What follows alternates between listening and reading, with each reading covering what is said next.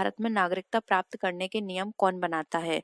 तो फ्रेंड्स इसकी बात करें तो ये बनाता है राष्ट्रपति। तो ऑप्शन ए यहाँ पे हमारा राइट आंसर है। और प्रथम नागरिक अगर पूछा जाए कि भारत का प्रथम नागरिक कौन है, तो वो कहा जाता है हमारा राष्ट्रपति। ठीक है,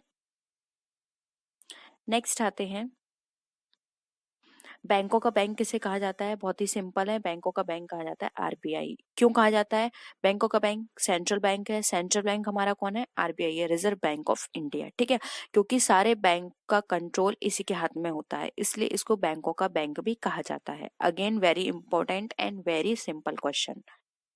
नेक्स्ट है शून्यकाल क्या होता है? तो फ्रेंड्स बात करें शून्यकाल की, तो ये प्रश्नकाल के ठीक बाद के समय को कहा जाता है, तो इसलिए ऑप्शन देखिए सी हमारा यहाँ पे राइट आंसर है। नेक्स्ट है भारत का संविधान भारत का कैसे वर्णित करता है? तो फ्रेंड्स इसके अकॉर्डिंग बात करें तो ये राज्यों का संघ बताता है। ठीक है, राज्यों का संघ बताता है भारत का संविधान। ठीक है, नेक्स्ट आते हैं, वर्ष 1947 के बाद निम्नलिखित में से किस राज्य को भारत के संघ के साथ बलपूर्वक मिलाया गया? हैदराबाद, कश्मीर, पटियाला या फिर मैसूर? तो फ्रेंड्स देखिए 1947 है, अभी हम 370 से रिलेटेड भी आपके एग्जाम में पूछे जाते सकते हैं क्वेश्चन, और जो बाद में पार्ट किया गया है लद्दाख और उसमें वो भी आपसे पूछा जा सकता है, तो उसके बारे में भी आप इंफॉर्मेशन रखिएगा। ठीक है, तो अगर 1947 की बात करें तो वो था हमारा हैदराबाद। ठीक है, तो ऑप्शन ए यहाँ पे हमारा राइट आंसर है। नेक्स्ट आते हैं फ्रेंड्स, संयुक्त राष्ट्र में 5 महाशक्तियां निषाधिकार का उपयोग किसमें करती हैं? महासभा में, सुरक्षा परिषद, आर्थिक एवं सामाजिक परिषद या फिर न्यायसिता परिषद में? तो फ्रेंड्स इसके अकॉर्डिंग अगर हम बात करें तो ये हमारी करती हैं सुरक्षा परिषद के में। ठीक है, तो ऑप्शन बी यहाँ पे हमारा राइट आंसर है। नेक्स्ट आते हैं, सुप्रसिद्ध संगीतज्ञ द्वय तानसेन और बैजू बाबरा किसके शासनकाल में सुविख्यात थे? जहांगीर, बहादुर शाह जफर, अकबर या फिर शाहजहां? तो फ्रेंड्स का राइट आंसर है सी, अकबर। नेक्स्ट है, एक्यूपंक्चर क्या होता है? तो फ्रेंड्स ये हृदय का एक रोग होता है, ट्यूब एंड टायर की सफाई, सुइयों के माध्यम से उपचार विधि या फिर एक उपज संवर्धन? तो फ्रेंड्स अगेन ये रिपीट किया हुआ क्वेश्चन है, मैं आपको एक प्रैक्टिस सेट में अगेन इसको करवा चुकी हूँ। तो फ्रेंड्स का राइट आंसर है सुइयों के माध्यम से उपचार विधि की जाती है, एक्यूपंक्चर। ठीक है, तो ऑप्शन सी यहाँ पे हमारा राइट आंसर है। नेक्स्ट आते हैं, ब्लैक हॉल एपिसोड किस युद्ध से पहले की घटना है? प्लासी, वांडीवास, बक्सर या फिर चौसा? फ्रेंड्स इनके आप पीरियड भी याद रखिएगा, प्लासी का युद्ध कब हुआ था, बक्सर, वांडीवास युद्ध और चौसा मैंने आपको कराया हुआ है, इनको आपको अच्छे से याद करना है, क्योंकि ये भी पूछ ले जाते हैं कि ये युद्ध कब हुआ था, किसके बीच हुआ था, या फिर इस युद्ध में कौन जीता था या कौन हारा था, तो ये भी आपको याद रखने हैं। ठीक है, मैं आपको बीच बीच में जो चीजें बता रही हूँ वो भी आप नोट करके चलिए। नेक्स्ट है, सॉरी इसका जो राइट आंसर है वो है ऑप्शन नंबर ए, प्लासी के युद्ध के बाद ब्लैक होल एपिसोड की घटना हुई थी। ठीक है, सॉरी पहले, प्लासी के युद्ध के पहले की है, क्योंकि ऑप्शन में पहले पूछा गया है। ठीक है, नेक्स्ट आते हैं,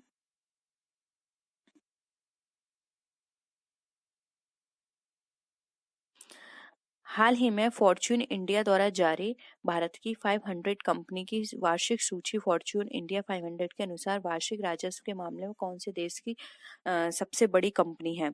Indian oil corporation, Reliance industries limited, भारतीय स्टेट बैंक या फिर टाटा मोटर्स? तो फ्रेंड्स अगर हम इसके अकॉर्डिंग बात करें फॉर्च्यून के अकॉर्डिंग, तो फ्रेंड्स यहाँ पे इसका जो राइट आंसर होगा वो होगा यहाँ पे option number A, Indian oil corporation. ठीक है, नेक्स्ट आते हैं,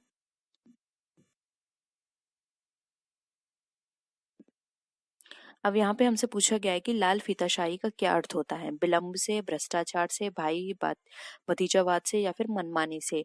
तो फ्रेंड्स भाई फीताशाही, सॉरी लाल फीताशाही, भाई फीताशाही नहीं, लाल फीताशाही से।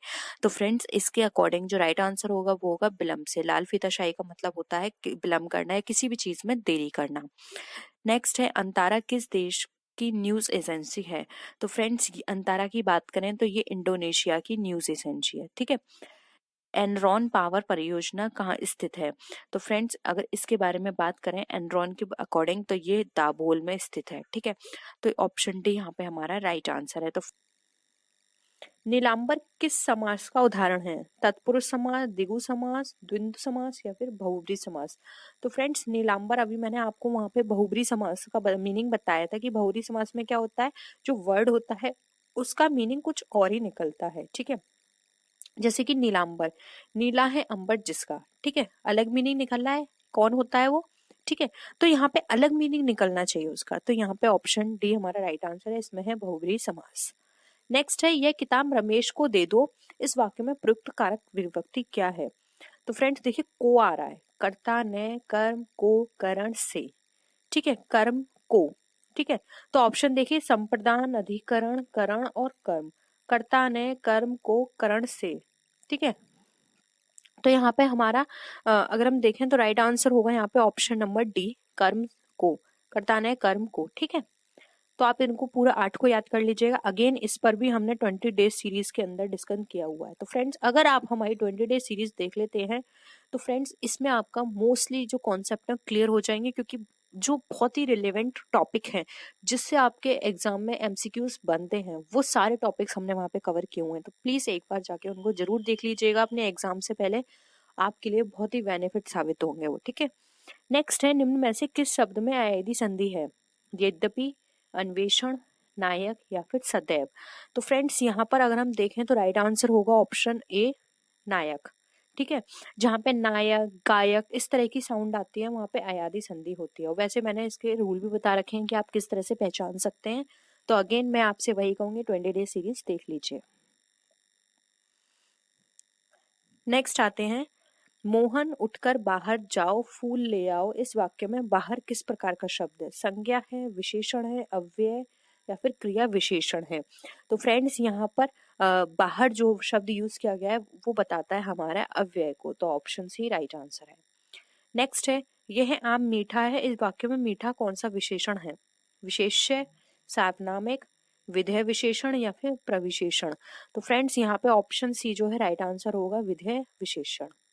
नेक्स्ट है, सरल विशेषण से भाववाचक संज्ञा निर्मित शब्द है? सरल, सरला, सरलता, सरलीय या फिर सरलाभ? तो फ्रेंड्स सरल से अगर हम भाववाचक विशेषता निर्मित करने की बात करें तो सरल से हमारे लिए क्या वर्ड बनेगा? सरलता, तो ऑप्शन बी राइट आंसर है। नेक्स्ट आते हैं, निम्नलिखित शब्दों में से कौन सा एक पुर्तगाली भाषा का शब्द है? पिस्तौल, रेल, चेहरा या फिर आदमी?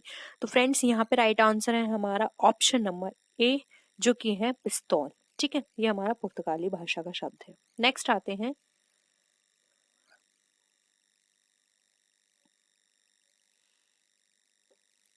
बिहारी हिंदी के अंतर्गत कौन सी बोली नहीं आती? मैथिली, मगही, भोजपुरी या फिर अवधी?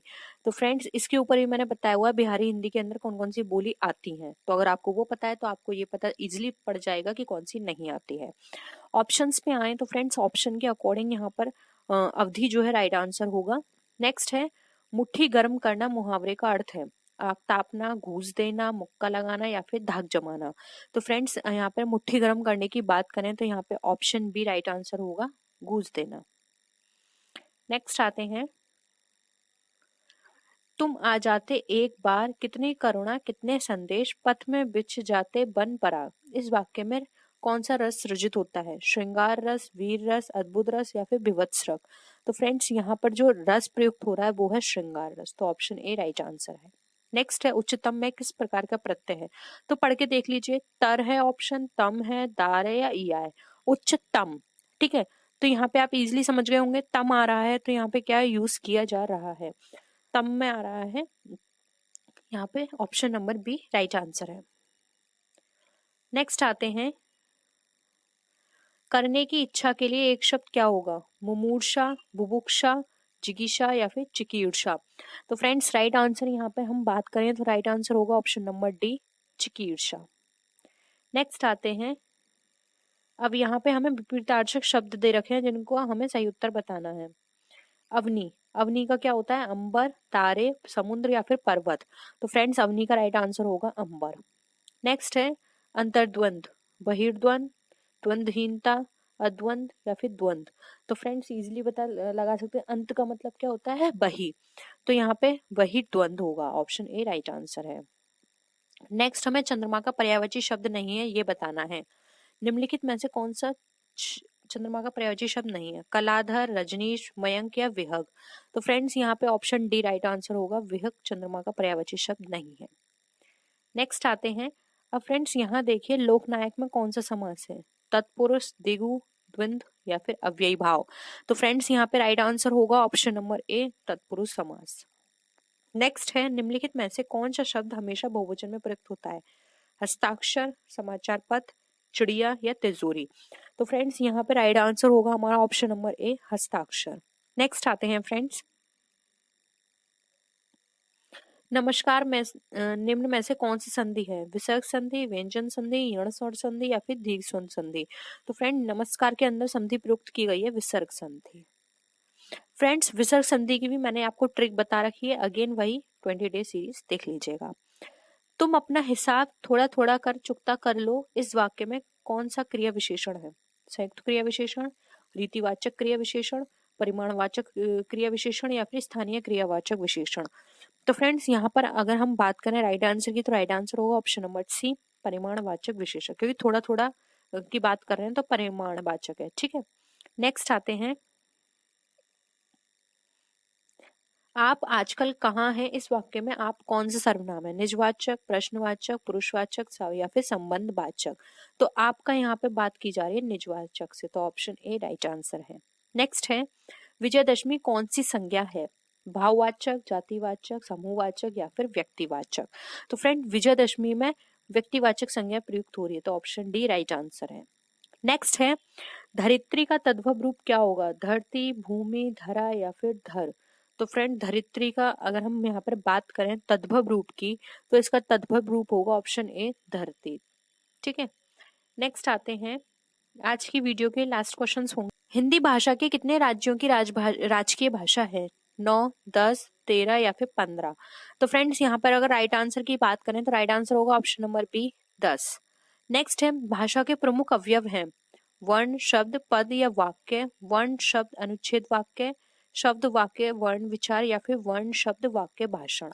तो फ्रेंड्स प्रमुख अवयव की बात करें तो वो होगा ऑप्शन ए, वर्ण, शब्द, पद और वाक्य। सब देखिए 7, 8, 18, 57, 228, 1165। तो देखिए यहाँ पे बहुत डिफरेंस है फ्रेंड, जहाँ पे बहुत ज्यादा डिफरेंस होता है तो वहां पे ये कहा जाता है कि जो क्वेश्चंस हैं वहां पर हमेशा multiple, divide, divide, multiple, divide, plus, इस तरह की टिक चलती हैं और दोनों एक साथ चलते हैं। तो एक बार देख लेते हैं।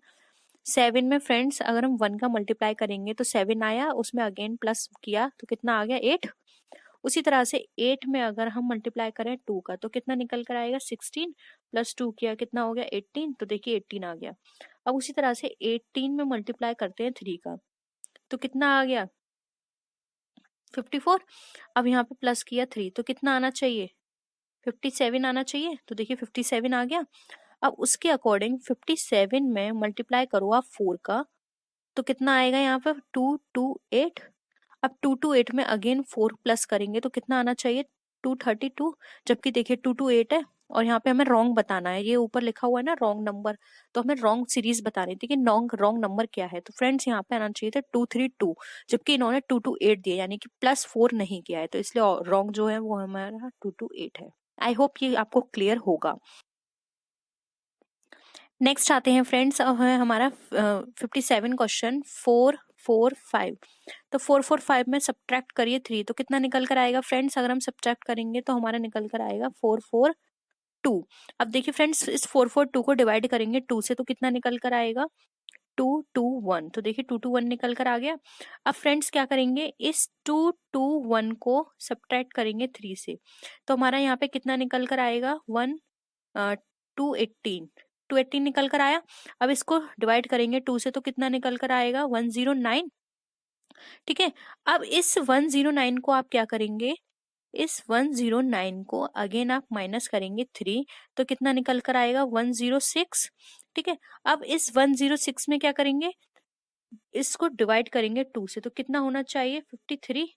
जबकि फ्रेंड्स अगर आप देखें तो आपका आंसर यहाँ पर कितना है? 57। तो इसके अकॉर्डिंग फ्रेंड्स यहाँ पर सॉरी यहाँ पे हम नीचे क्वेश्चन कर रहे थे 46 आ रहा है, जबकि यहाँ पे हमें क्या है? 53 है। तो फ्रेंड्स यहाँ पर जो हमारा जो रॉन्ग होगा वो होगा ऑप्शन नंबर सी 46।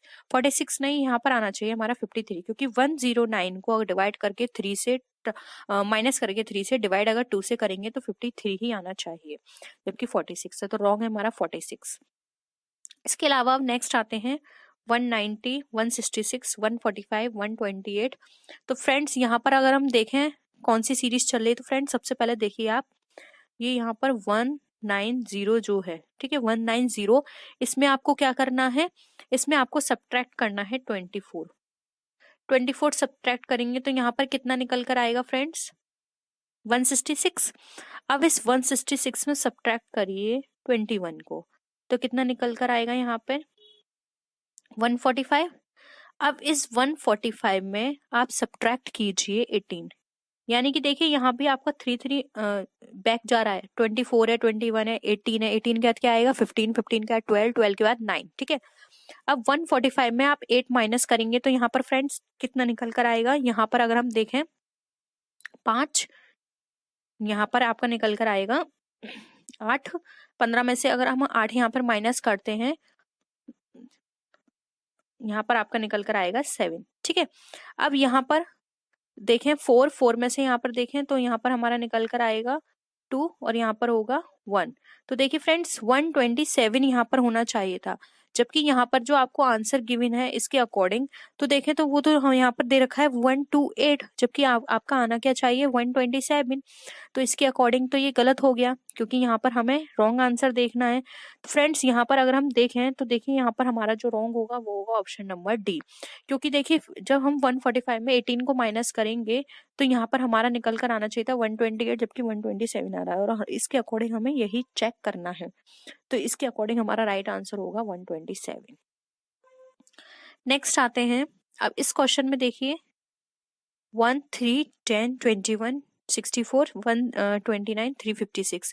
तो फ्रेंड्स यहाँ पर देखिए तो आपको क्या करना है, 1 में क्या ऐड करना है, 1, 3 और 10 और 21 के अकॉर्डिंग देखें तो फ्रेंड्स यहाँ पर आपको अगेन सिर्फ वही चीज ऐड करनी है, यहाँ पर एक में +2 करना है, इंटू 2 करना है, और वहां पर क्या करना है अगेन 1 प्लस करना है, यानी कि 1 में आप क्या करेंगे इंटू 2, तो कितना हो गया 2 + 1 किया 3। अब 3 में क्या करेंगे आप इंटू करेंगे 3 को, ठीक है, और प्लस कितना करेंगे 1, तो कितना हो गया 3 3 जा 9 और 1 10। नेक्स्ट क्या करेंगे, एक बार 3 को 2 से मल्टीप्लाई करना है, फिर एक बार 3 से, एक बार 2 से, एक बार 3 से। अब 10 में आपने क्या किया 2 से मल्टीप्लाई किया, कितना हो गया 20, प्लस कर दिया 1। अब 21 में आपको क्या करना है 3 से मल्टीप्लाई करना है, तो कितना होगा 3 1 जा 3, 3 2 जा 6, ठीक है, अगेन +1 कर दिया, 64 हो गया। अब 64 में अगेन क्या करना है 2 से मल्टीप्लाई करना है, ठीक है, 128 आ गया, अगेन क्या करना है 1 ऐड करना है, 129 हो गया, ठीक है।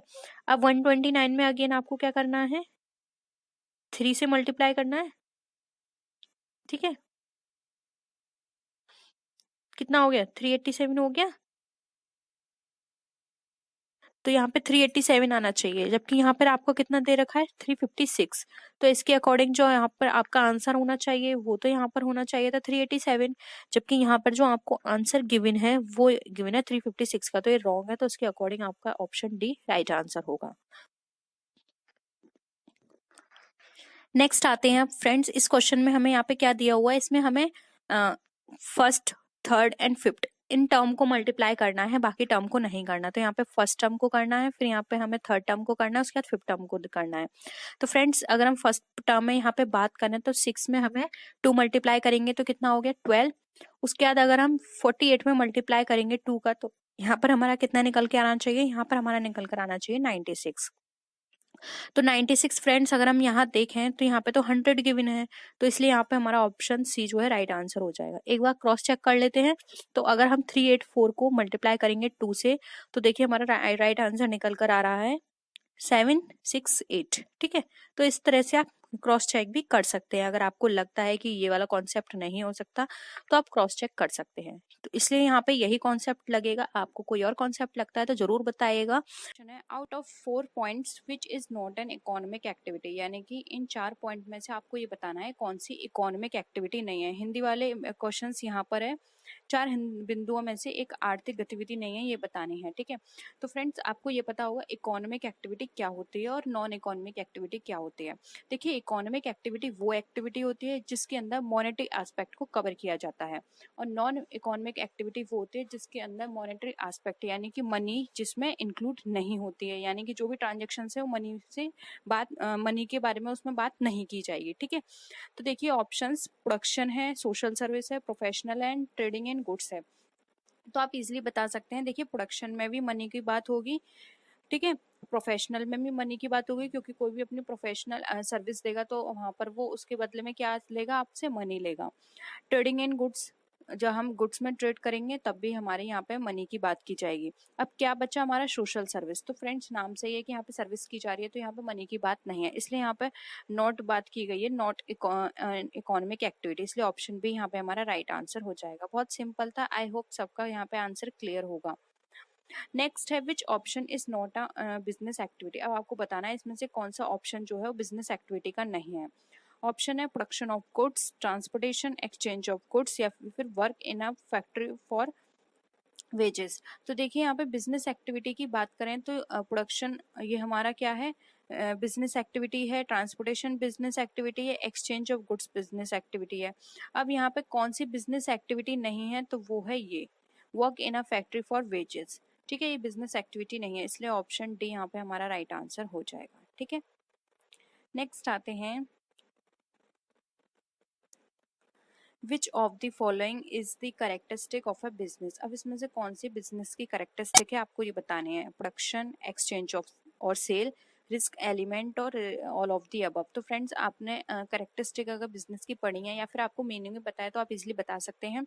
बिजनेस की एक्टिविटीज में आता है प्रोडक्शन की बात की जाती है, एक्सचेंज और सेल की बात की जाती है, प्रॉफिट मेकिंग की बात की जाती है, ठीक है, और रिस्क एलिमेंट की बात की जाती है। बिजनेस के लिए रिस्क एलिमेंट बहुत ही इंपॉर्टेंट है, क्योंकि बिजनेस स्टार्ट ही रिस्क से होता है, क्योंकि हमें नहीं पता होता हम जो भी बिजनेस सेटअप कर रहे हैं उसमें कितना प्रॉफिट होगा कितना लॉस होगा, तो रिस्क एलिमेंट को लेकर ही उसको स्टार्ट किया जाता है। इसलिए यहाँ पे ऑल ऑफ द अबव ये हमारा राइट आंसर हो जाएगा। ये सारे ही एलिमेंट हमारे बिजनेस करेक्टरिस्टिक में आते हैं। ठीक है, नेक्स्ट क्वेश्चन पे आते हैं। Oil refinery and sugar mill are classified under which industry. तो आपको इंडस्ट्री बतानी है, प्राइमरी, सेकेंडरी, टर्टियरी या फिर नन ऑफ दी अबव। तो फ्रेंड्स प्राइमरी इंडस्ट्री वो इंडस्ट्री होती है जो डायरेक्ट प्रोडक्ट को बनाती है, मतलब उसमें लेयर्स नहीं होते हैं, डायरेक्ट वो आती है, जैसे कि एग्रीकल्चर प्रोडक्ट हमारे प्राइमरी इंडस्ट्री का पार्ट होते हैं। अब यहाँ पे ऑयल रिफाइनरी एंड शुगर मिल की बात की गई है, तो फ्रेंड्स ये प्राइमरी नहीं है। इसमें क्या होता है, जो हमारे शुगर केन होते हैं उससे शुगर बनाई जाती है। ठीक है, तो यानी क्या हो गया, सेकेंड प्रोसेस हो गई, सेकेंड पार्ट हो गया, इसलिए ये सेकेंडरी इंडस्ट्री का पार्ट होती है। अब नीचे यहाँ पे थर्ड पॉइंट दे रखा है टर्टियरी। तो फ्रेंड्स टर्टियरी का अगर हम यहाँ पे मीनिंग आपको बताएं तो टर्टियरी का मतलब होता है जब हम किसी को अपनी सर्विस प्रोवाइड करते हैं। ठीक है, वो सारी इंडस्ट्री हमारी टर्टियरी में आते हैं, जैसे कि तृतीयक हो गया। तो यहाँ पे देखिए ऑप्शन 2 जो है माध्यमिक, वो इसका राइट आंसर हो जाएगा, सेकेंडरी इंडस्ट्री का ये पार्ट है। नेक्स्ट आते हैं identify the activity which does not support trade. अब हमें वो एक्टिविटी आइडेंटिफाई करनी है जो कि ट्रेड को सपोर्ट नहीं करती है। बैंकिंग, वेयर हाउसिंग, इंश्योरेंस और माइनिंग। तो फ्रेंड्स आपने ट्रेड और एड्स टू ट्रेड के बारे में पढ़ा होगा। तो एड्स टू ट्रेड यानी कि जो ट्रेड को सपोर्ट करते हैं। तो देखिए उसमें था बैंकिंग था, वेयर हाउस था, इंश्योरेंस था, और साथ ही साथ उसमें और भी बहुत सारी फैसिलिटीज थी, जैसे कि ट्रांसपोर्टेशन हो गया। ये सारी क्या है, हमें ट्रेड को करने में हमें हेल्प करते हैं, लेकिन माइनिंग हमारी कहीं भी हेल्प नहीं करती, इसलिए ऑप्शन डी यहाँ पे हमारा राइट आंसर हो जाएगा। नेक्स्ट आते हैं कि इसकी नहीं थी हिंदी, सॉरी, लेकिन आपको बहुत सिंपल था, आई थिंक आपको समझ में आ गया होगा। इन विच ऑक्यूपेशन पीपल गेट सैलरी और wages in return for their world. यानी कि ऐसी कौन सा ऑक्यूपेशन है जिसमें हमारी जो सैलरी है और वेजेस है वो हमारे दी जाती है और उसके लिए क्या वर्ड यूज किया जाता है। एम्प्लॉयमेंट, बिजनेस, प्रोफेशन या फिर नन ऑफ दी अबव। तो फ्रेंड्स सैलरी और वेजेस हम यूज करते हैं एम्प्लॉयमेंट में, ठीक है, ऑप्शन ए राइट आंसर होगा। बिजनेस में हम प्रॉफिट एंड लॉस की इन टर्म यूज करते हैं, और प्रोफेशन में बात की जाती है चार्जेस, क्या सर्विस चार्जेस हैं, ठीक है। फीस क्या है, इन वर्ड्स की यूज करते हैं, इसलिए यहाँ पे ऑप्शन ए हमारा राइट आंसर हो जाएगा। नेक्स्ट क्वेश्चन है विच item does not cause any business risk. अब इसमें से कौन सा आइटम जो है बिजनेस रिस्क का पार्ट नहीं है। Break down of machinery, efficient management, rights या फिर चेंजिंग गवर्नमेंट पॉलिसी। तो फ्रेंड्स देखिए ब्रेक डाउन ऑफ मशीनरी होती है तो वो बिजनेस का ही पार्ट है, क्योंकि वो बिजनेस को ही बियर करना है। इफिशिएंट मैनेजमेंट भी बिजनेस रिस्क का ही पार्ट होता है, राइट्स भी बिजनेस रिस्क का पार्ट होता है। जबकि अगर यहाँ पे बात करें चेंजिंग गवर्नमेंट पॉलिसी की, तो ये बिजनेस रिस्क ना होकर ये पॉलिटिकल रिस्क है, ठीक है। तो ऑप्शन डी यहाँ पे हमारा राइट आंसर हो जाएगा। नेक्स्ट क्वेश्चन है in which business the support service activities are categorise. अब किस बिजनेस के अंदर जो हमारी सपोर्ट सर्विस एक्टिविटीज हैं वो कैटेगराइज की जाती हैं।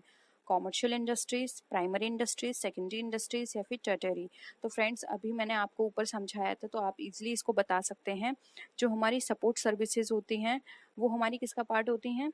सपोर्ट सर्विस हमारी हमेशा पार्ट होंगी यहाँ पर टर्टियरी सर्विसेज का, क्योंकि यहाँ पे सर्विस की बात करें। जबकि सेकेंडरी में हमारी जो जिसमें ज़्यादा प्रोसेसिंग होती है, जैसे कि हमारे पेट्रोल हो गया या फिर हमारे माइनिंग हो गई, इस तरह की चीज़ें जो होती हैं वो हमारी सेकेंडरी में आती हैं। प्राइमरी प्रोडक्ट जैसे कि एग्रीकल्चर डायरेक्ट प्रोडक्ट आता है, ठीक है।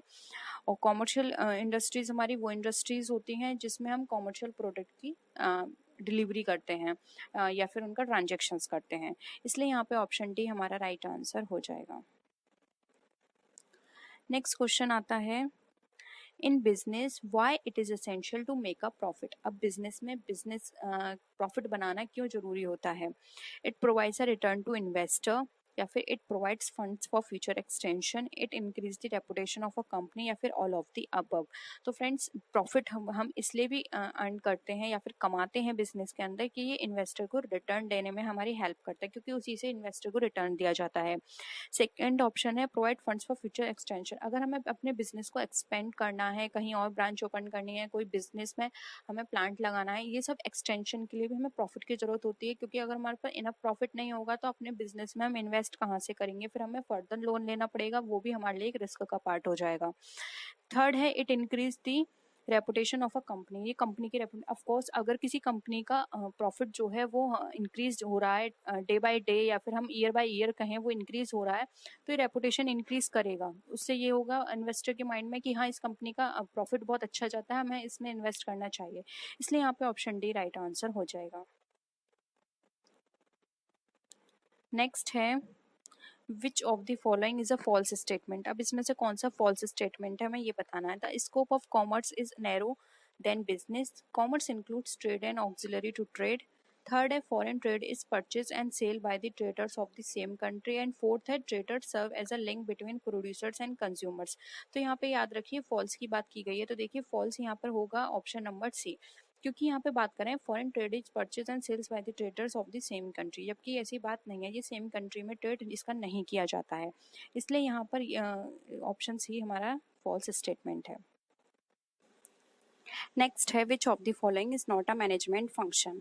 प्लानिंग, स्टाफिंग, कोऑपरेटिंग या फिर कंट्रोलिंग। तो फ्रेंड्स आपको मैनेजरल फंक्शंस पूरे याद होंगे, देखिए कौन कौन से होते हैं, आप इनको याद कर लीजिए। पोस्ट, कॉर्ब, ठीक है, ये हमारे पोस्ट कॉर्म है, यानी कि planning, organising, staffing, directing, CO यानी कंट्रोल, आर से होता है रिपोर्टिंग एंड बी से होता है बजटिंग। तो देखिए यहाँ पर क्या नहीं है, यहाँ पे कोऑपरेटिंग नहीं है, इसलिए यहाँ पे ऑप्शन सी राइट आंसर होगा। तो फ्रेंड्स अगर आपको ये सारी चीजें पता होंगी तो आप एमसीक्यूज इजिली कर सकते हैं, ठीक है, इसलिए थोड़ा आप थ्योरी पर भी फोकस करिए। नेक्स्ट क्वेश्चन है फ्रेंड्स, देखिए पहले आप हिंदी में देख लीजिए, इंग्लिश में देख लीजिए इस क्वेश्चंस को। Policy formulation comes under which role. Top level managers, middle level managers, operating management या फिर ऑल ऑफ द अबव। यानी कि जो पॉलिसी फॉर्मुलेशन होता है वो किसका पार्ट होता है। तो यहाँ पर आपने ये ऑप्शंस देख लिए हैं, अब एक बार आप इस क्वेश्चंस को हिंदी में भी देख लीजिए। तो फ्रेंड्स पॉलिसी फॉर्मेशन का पार्ट जो होता है वो हमारा टॉप लेवल का काम होता है, और उस पॉलिसी फॉर्मेशन को किस तरह से एग्जीक्यूट करना है और करवाना है ये मिडिल लेवल का काम होता है, और उसको किस तरह से अगर हम कहें कि बॉटम पे उसका काम करना है, वो हमारा लोअर लेवल का काम होगा। ठीक है, तो यहाँ पर ऑप्शन ए जो है वो हमारा राइट आंसर हो जाएगा। आई होप यहाँ पे आंसर आपको क्लियर होगा। ठीक है, तो ये शीर्ष स्तर के प्रबंधक यानी टॉप लेवल मैनेजमेंट का काम है। नेक्स्ट है मैनेजमेंट इज डिफाइंड एज। अब मैनेजमेंट हमारा किस तरह से डिफाइन किया जाता है, ये बहुत सिंपल है, मुझे समझाने की जरूरत नहीं है, आप लोगों को सबको पता होगा। इसका जो आंसर है वो होगा सी, बोथ आर्ट एंड साइंस। ठीक है, तो फ्रेंड्स ये थी आज की वीडियो। आई होप आपको आज के क्वेश्चंस पसंद आए होंगे। अगर वीडियो पसंद आए तो वीडियो को लाइक कीजिए, अपने फ्रेंड्स के साथ शेयर कीजिए, और किसी भी तरह की कोई भी क्वेरी हो या आप सजेशन देना चाहते हैं तो आप नीचे कॉमेंट सेक्शन में लिख सकते हैं। तो फ्रेंड्स नेक्स्ट वीडियो में हम फिर मिलते हैं और भी अच्छी वीडियोज के साथ। तब तक के लिए बाय बाय।